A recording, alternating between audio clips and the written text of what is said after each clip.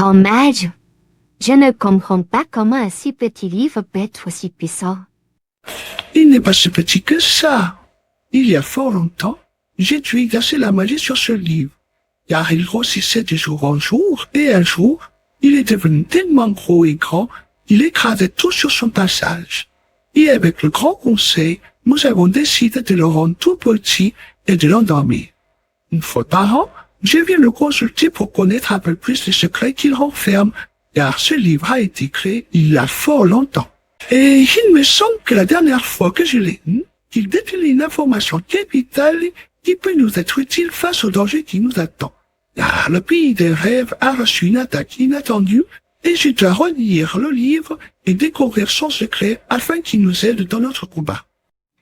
Nous pouvons le lire avec toi? Malheureusement, cette fois-ci, ce ne sera pas possible. Je suis vraiment pressé par le temps. Mais la prochaine fois, viens directement me trouver dans mon village. Nous le lirons ensemble dans ma cabane. C'est le seul endroit où je peux lui rendre sa taille normale, à cause du sort de protection que j'ai posé pour protéger ma maison et tout le village. Tant qu'il est actif, rien ne peut grandir en dehors de la cabane. Il y a des choses à voir dans ce pays.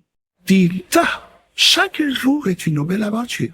Stella se leva et sur sa gauche se trouva un mur sur lequel figurait une fresque toute rouge qui représentait une forêt rouge. Cette fresque est le passage qui mène au village de la forêt rouge, et seules les personnes au cœur pur peuvent y entrer, quant aux autres, et sont renvoyées directement dans leur monde. Tout le monde suivit Stella. Les deux tortues passèrent en premier à travers la fresque, puis Coexilia, et enfin Grand Mage. Stella demande aux enfants de se rapprocher et de traverser le mur. Terrorisés, ils s'avancent et une sensation étrange les envahit. Ils sont à la fois rassurés et en même temps, ils ressentent une envie irrésistible de voir ce qu'il se passe de l'autre côté. Ils se rapprochent lentement et, plus ils se rapprochent, plus une chose les aspire quand... Je voulais juste prendre un petit moment pour vous dire quelque chose d'important pour moi.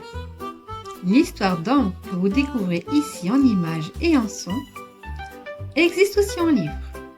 Si vous avez envie de prolonger l'aventure, elle est disponible sur Amazon.